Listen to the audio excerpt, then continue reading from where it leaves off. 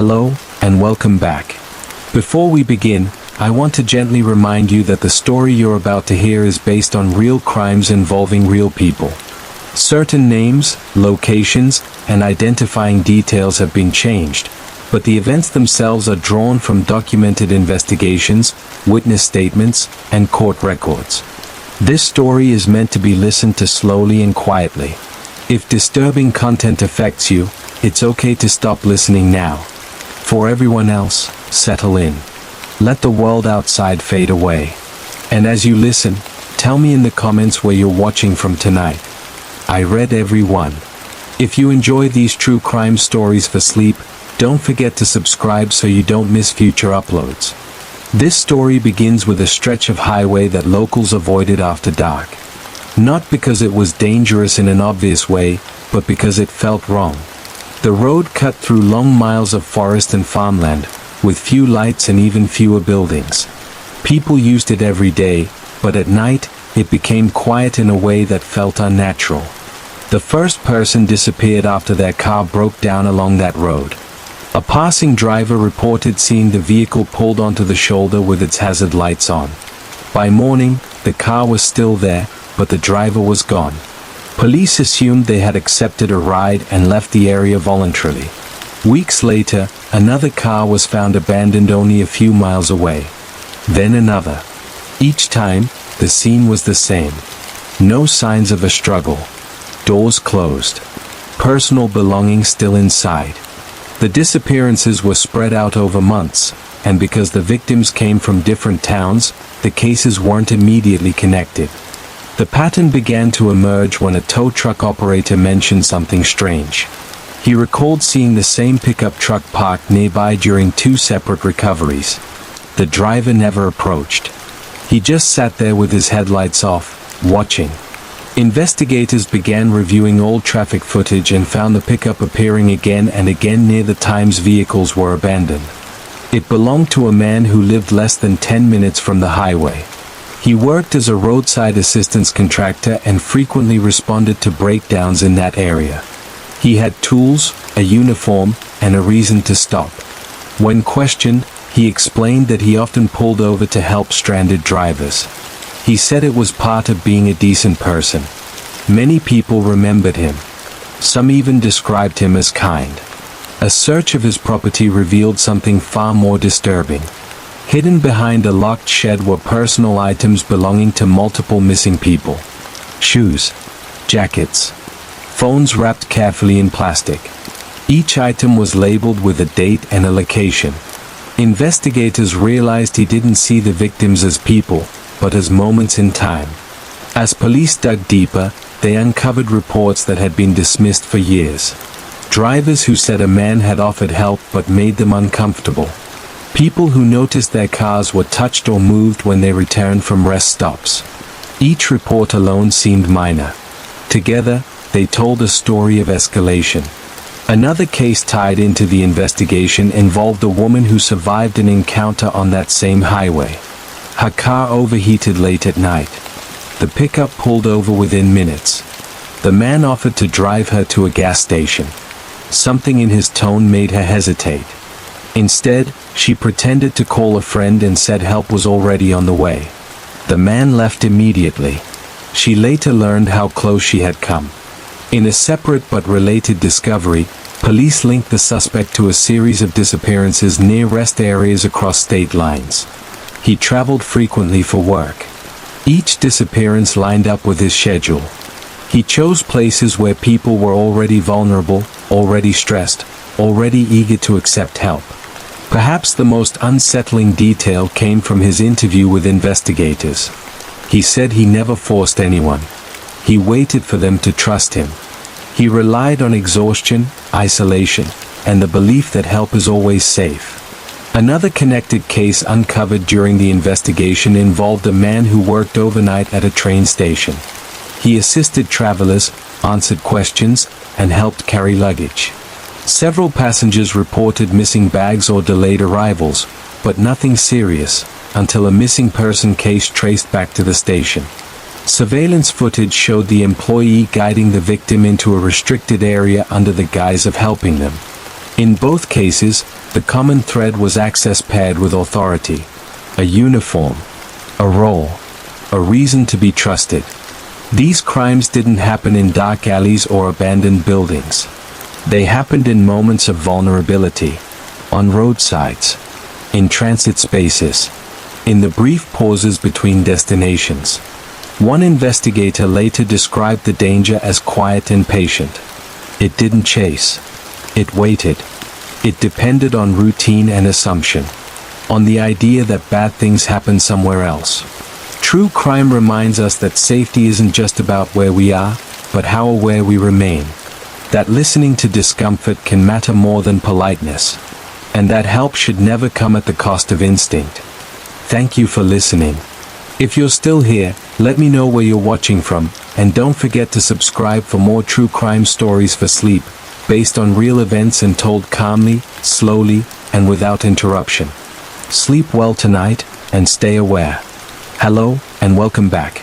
Before we begin, I want to remind you that the story you're about to hear is based on real crimes involving real people.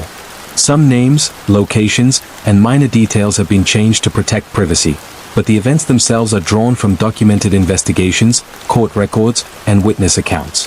This story is meant to be listened to slowly and quietly. If disturbing content affects you, it's okay to stop listening now. For everyone else, get comfortable. Let your breathing slow and your body relax.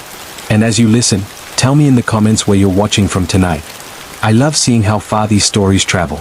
If you enjoy true crime stories for sleep, don't forget to subscribe so you don't miss future uploads. This story begins in a quiet suburban town, the kind of place where neighbors leave their doors unlocked and people wave to strangers without thinking. At first, it seemed like a perfect place to settle down. But beneath the surface, a quiet predator had been watching for years, unnoticed by everyone around him. The first victims were elderly residents living alone. They were considered private, independent, and safe. When one went missing, neighbors assumed they had gone to visit relatives or had been hospitalized. Weeks later, another elderly resident disappeared under similar circumstances. The pattern went unnoticed because the disappearances were far apart and involved people who lived solitary lives. It wasn't until a young woman reported a strange encounter that authorities began to connect the dots. She had been walking her dog at night when a man appeared from the shadows. He smiled, waving as if he belonged there. She felt a chill run down her spine and quickly walked home, locking the door behind her. The description she gave matched several reports that had been filed quietly over the years. Investigators discovered that the man had been living a double life. By day, he worked at a local hardware store and volunteered at community events.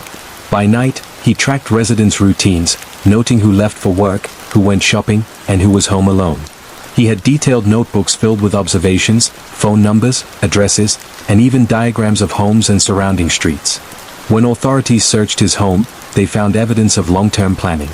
Items belonging to multiple victims were carefully stored. Personal identification, clothing, and photographs, each labeled with dates and locations. What made the case chilling was not just the crimes themselves, but the patience and precision with which they were carried out. He had no impulsive tendencies. He waited, observed, and struck only when the opportunity was safest for him. Another layer to the investigation revealed that he had installed hidden cameras and listening devices in homes he had entered. Some victims were monitored for weeks before any harm came to them. Investigators concluded that he enjoyed the control and fear itself, not simply the possession of belongings or other material things.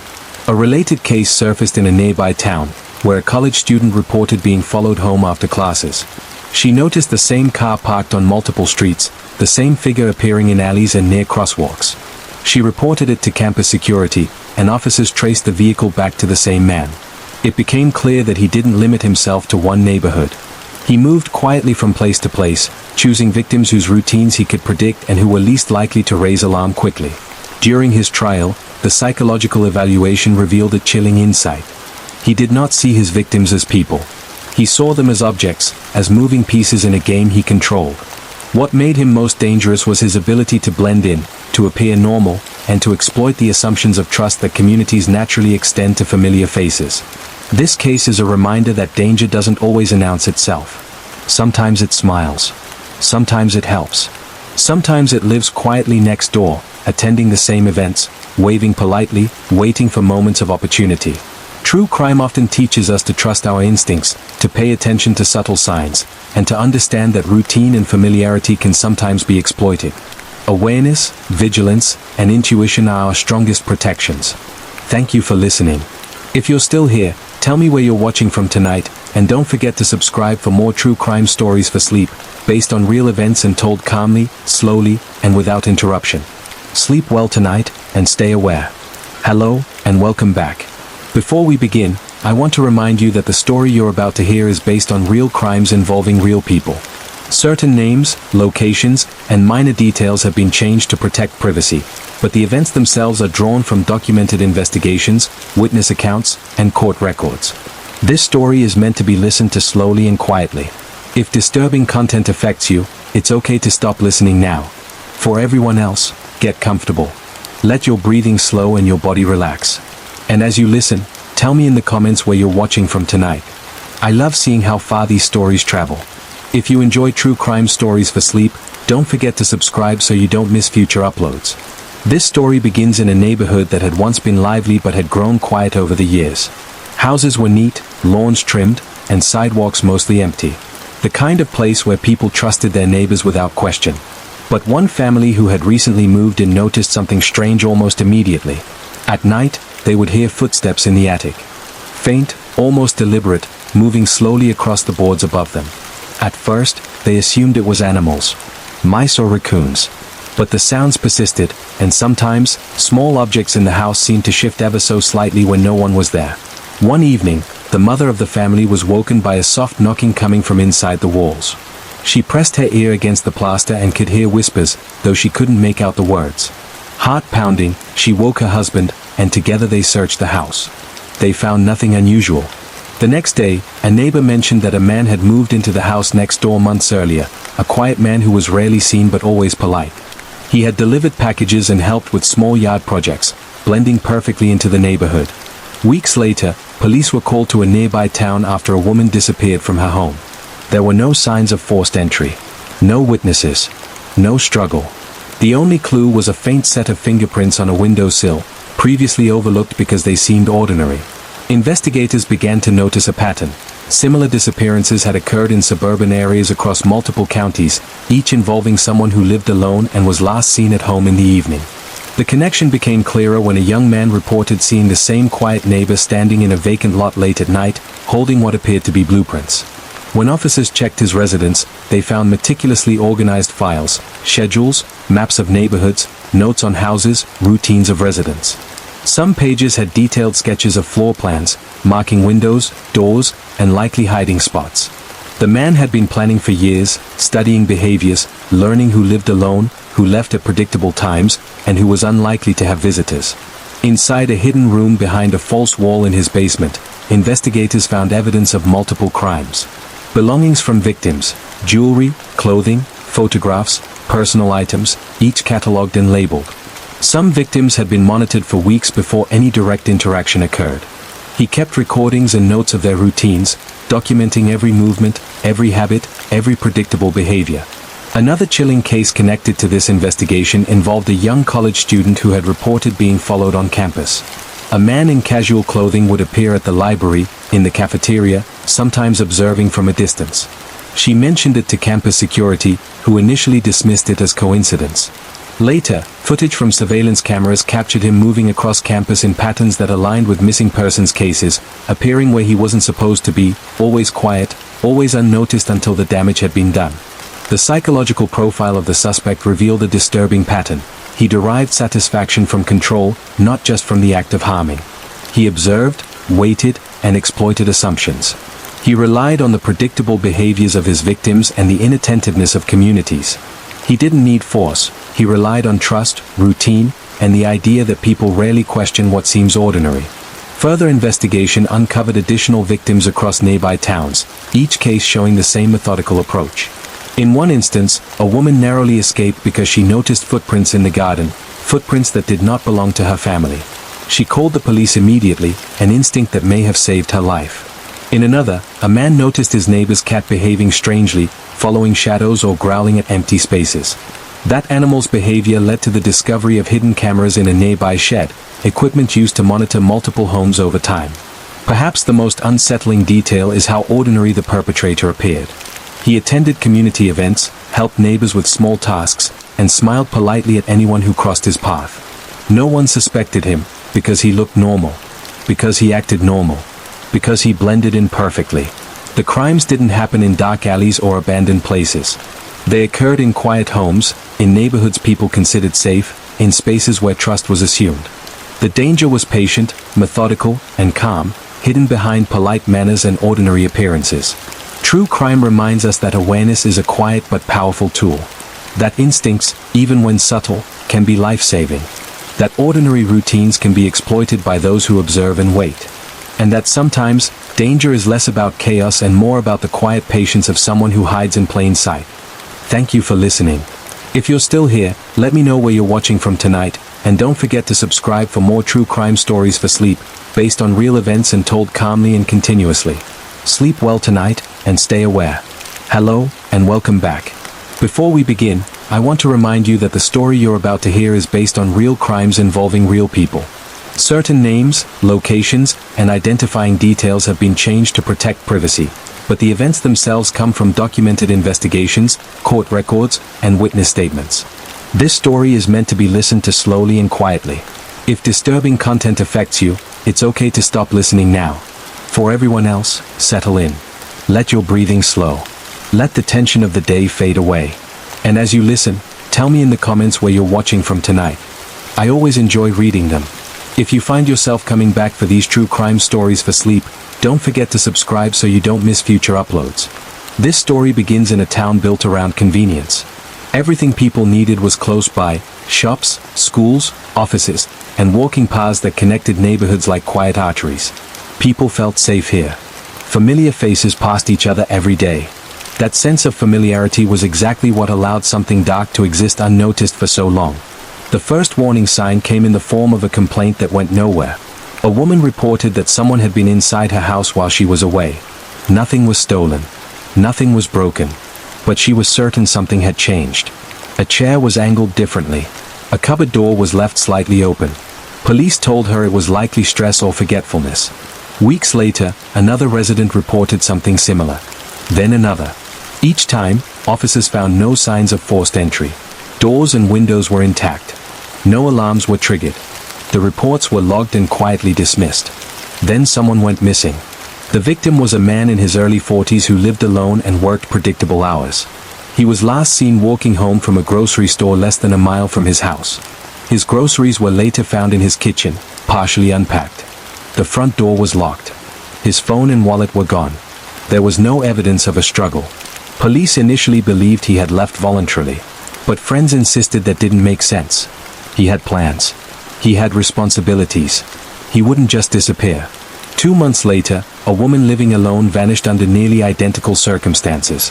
This time, investigators paid closer attention.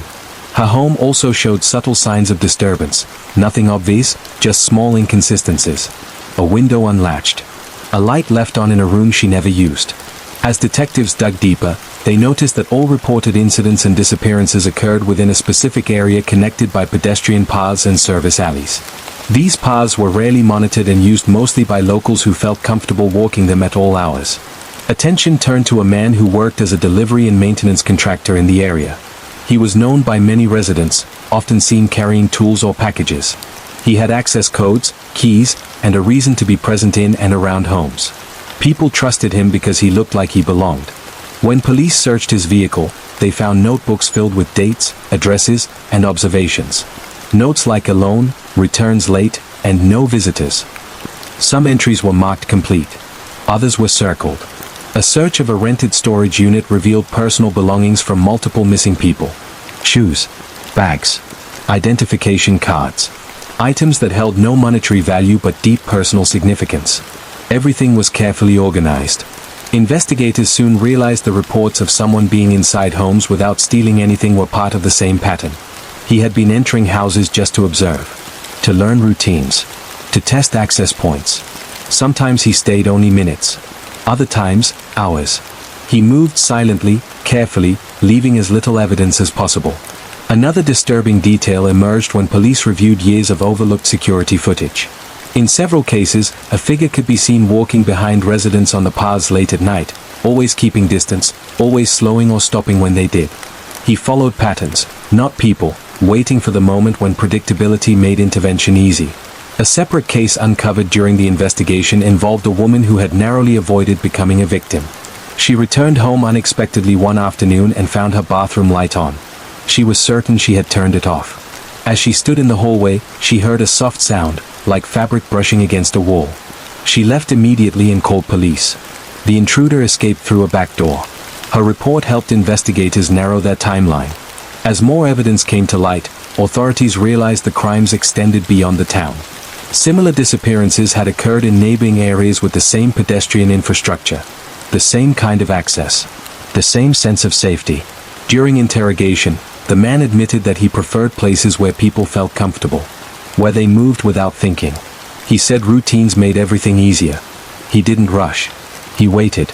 He relied on people dismissing small signs because acknowledging them felt inconvenient or embarrassing. Perhaps the most unsettling aspect of the case was how many people had interacted with him. He had been inside dozens of homes. He had been trusted, welcomed, thanked.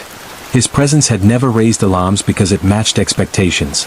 In the aftermath, residents struggled with a new awareness. They questioned memories, sounds they had ignored, moments they had brushed aside. The town installed new lighting, new cameras, new locks. But what changed most was how people listened to their instincts. This story, like so many others in true crime, is not just about what happened, but about how it was allowed to happen. About how familiarity can become a blind spot.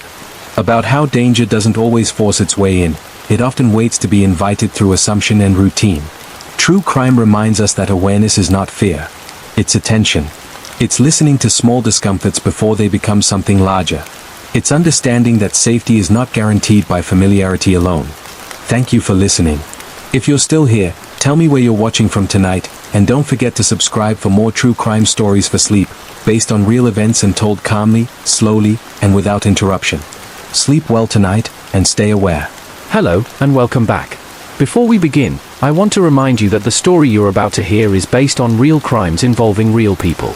Certain names, locations, and identifying details have been changed to protect privacy, but the events themselves are drawn from documented investigations, court records, and witness accounts. This story is meant to be listened to slowly and quietly. If disturbing content affects you, it's okay to stop listening now. For everyone else, get comfortable. Let the noise of the day fade. Let your breathing slow. And as you listen, tell me in the comments where you're watching from tonight. I always enjoy reading them. If you enjoy true crime stories for sleep, don't forget to subscribe so you don't miss future uploads. This story begins in a place people rarely think of as dangerous, a quiet medical office building that closed promptly at 5 o'clock every evening. During the day, it was busy and well lit, filled with patients, staff, and the low hum of routine care. At night, it became something else entirely, silent hallways, locked offices, and long stretches of emptiness broken only by the occasional cleaning crew. For years, nothing unusual was reported. Then a receptionist at a dental practice noticed something strange. Files on her desk had been moved after hours. Not taken. Just rearranged. She assumed the cleaning staff had bumped them. She mentioned it casually, and everyone laughed it off. A few weeks later, a therapist working late heard footsteps outside her office long after the building had closed. She opened the door and saw no one. The security desk told her it was probably an HVAC technician or a cleaner running behind. She believed them. Then a medical billing clerk failed to show up for work. She was reliable, quiet, and lived alone. When she didn't answer calls, police were asked to perform a welfare check. Her apartment was locked from the inside. Nothing appeared disturbed. Her phone was on the nightstand. Her car was parked in its usual spot. There were no signs of forced entry. At first, investigators suspected a personal issue. Maybe she had left town. Maybe she needed time away. But friends insisted that didn't fit. She had been excited about an upcoming trip. She had plans. Months passed. Then another employee from the same building disappeared. This time, it was a night janitor who worked alone after hours. His co-workers assumed he had quit without notice. It wasn't until his family reported him missing that police realized the connection. Detectives began examining the building more closely. They reviewed security footage, which revealed long stretches of time with no recorded activity. Cameras covered entrances and main corridors, but many interior hallways and offices were not monitored. Anyone familiar with the layout could move through the building unseen. Attention turned to a man who worked as a contracted security guard. He wasn't assigned to the building full-time, but he filled in regularly during overnight shifts. Staff described him as polite, quiet, and professional. He wore the uniform. He followed procedures. He blended in. Access logs showed that his key card had been used at unusual hours, often long after his shifts officially ended. When questioned, he explained that he stayed late to finish reports or conduct extra patrols. At first, his answers seemed reasonable. But investigators noticed something unsettling in the footage they did have. On several nights connected to the disappearances, he could be seen entering the building hours before his shift and leaving well after. Sometimes he carried nothing. Sometimes he carried a small bag. He always moved calmly, never rushing. Police searched his vehicle and found notebooks filled with dates, times, and names. Some were crossed out. Others were circled.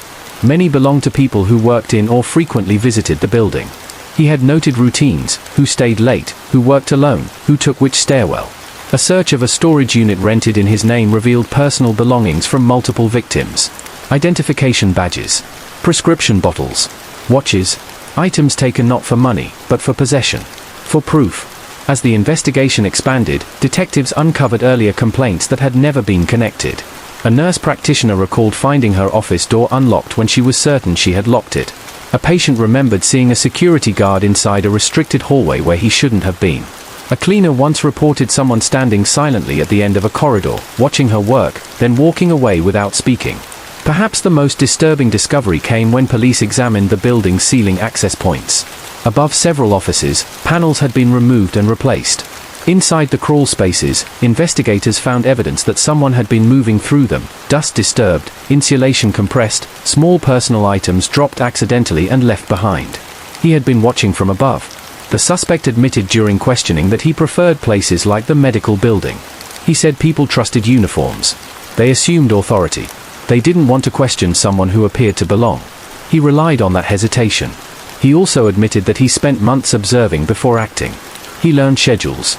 Learned which doors were rarely used. Learned which lights were left on late. He described the building as quiet, predictable, and forgiving of small irregularities. In one narrowly avoided case, a staff member arrived early for an appointment and noticed someone exiting her office. When she asked what he was doing, he calmly told her he was responding to an alarm. There had been no alarm. She believed him anyway. It wasn't until much later that she realized how close she had come. As news spread, former employees began sharing experiences they had dismissed at the time. Sounds in empty hallways. The feeling of being watched. The sense that someone had been inside their office without permission. All of it made sense now. The case revealed how environments built on routine and trust can become dangerous when oversight is limited.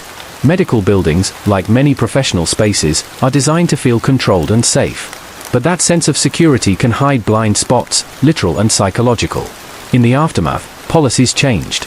Access was restricted. Cameras were added. Contractors were monitored more closely. But for many, the damage was already done. People struggled to return to work without replaying memories of quiet hallways and flickering lights. This story is unsettling because it didn't unfold in darkness or isolation. It happened in a place associated with care, professionalism, and order. It happened quietly, patiently, and over time. True crime often reminds us that danger doesn't always announce itself. Sometimes it wears a uniform. Sometimes it follows the rules just enough to avoid attention. Sometimes it waits in silence, counting on routine to do the rest. Thank you for listening. If you're still here, let me know where you're watching from tonight, and don't forget to subscribe for more true crime stories for sleep, based on real events and told calmly, slowly, and without interruption. Sleep well tonight, and stay aware. Hello, and welcome back. Before we begin, I want to remind you that the story you're about to hear is based on real crimes involving real people. Certain names, locations, and identifying details have been changed to protect privacy, but the events themselves are drawn from documented investigations, court records, and witness statements. This story is meant to be listened to slowly and quietly. If disturbing content affects you, it's okay to stop listening now. For everyone else, get comfortable. Let your breathing even out. Let the outside world grow distant. And as you listen, tell me in the comments where you're watching from tonight. I always enjoy reading them. If you enjoy these true crime stories for sleep, don't forget to subscribe so you don't miss future uploads. This story begins in a place associated with safety and routine, a small neighborhood gym that stayed open 24 hours a day. It wasn't a large facility. Just a few workout rooms, lockers, showers, and a front desk that was often unattended late at night. Members used key cards to enter, and most people visited at the same times every week. For years, nothing seemed unusual. Then a woman reported that her locker had been opened while she was showering. Nothing was missing. She assumed she had forgotten to lock it. A few weeks later, another member complained that someone had been inside the locker room while it was supposed to be empty. The complaint was noted, but no action was taken. Then a regular stopped coming. He was a man in his late 20s who worked early mornings and exercised late at night. Staff noticed his absence but assumed he had changed gyms. Months later, a woman who also frequented the gym during overnight hours vanished. Her car was found in the parking lot. Her gym bag was inside. She had never checked out. Police initially treated the cases separately, but when they reviewed access logs, a pattern emerged. A single key card appeared repeatedly during overnight hours, often entering shortly before or after the missing members. The card belonged to a man who had been a member for years. He was familiar to staff. Quiet, polite, someone who kept to himself. He often offered to help new members understand the equipment. No one found him strange. Security footage revealed that he spent long stretches of time sitting in common areas, not exercising. He watched people come and go. He learned routines. He learned who came alone and who stayed late. He also learned which cameras didn't fully cover locker room entrances. Investigators later discovered he had tampered with a maintenance door leading to a utility hallway that connected several areas of the gym. It allowed movement without being seen from the main floor. In that hallway, police found personal items belonging to multiple missing members, keys, earbuds, identification cards. Former members began coming forward once the investigation became public. Several described uncomfortable encounters they had dismissed at the time. Someone standing too close in empty rooms. Someone watching from mirrors. Someone offering help that felt unnecessary but harmless. One survivor described noticing the same man sitting in his car every time she left the gym at night. When she changed her schedule, he disappeared. Her account helped confirm that the suspect followed patterns, not people, waiting for predictability to create opportunity. When questioned, the man admitted that he preferred places open overnight. He said people were tired, distracted, and assumed no one else was paying attention. He relied on that shared exhaustion. He described the gym as quiet, controlled, and forgiving of small irregularities. The most unsettling detail was how many signs had been present without being connected. Logs reviewed but not analyzed. Complaints filed but not escalated. Cameras installed but not monitored consistently. Everything worked just well enough to create a false sense of security. After the arrests, the gym closed temporarily. Access systems were replaced. Overnight hours were eliminated. But for many members, the damage was already done. A place once associated with routine and self-care now carried an undercurrent of unease. This story is disturbing because it unfolded in a place people visited to feel better, stronger, and safer. It didn't rely on chaos or force. It relied on routine, familiarity, and silence. True crime reminds us that danger doesn't always interrupt. Sometimes it waits. Sometimes it blends in. And sometimes it hides in places we trust the most. Thank you for listening. If you're still here, let me know where you're watching from tonight, and don't forget to subscribe for more true crime stories for sleep, based on real events and told calmly, slowly, and without interruption. Sleep well tonight, and stay aware.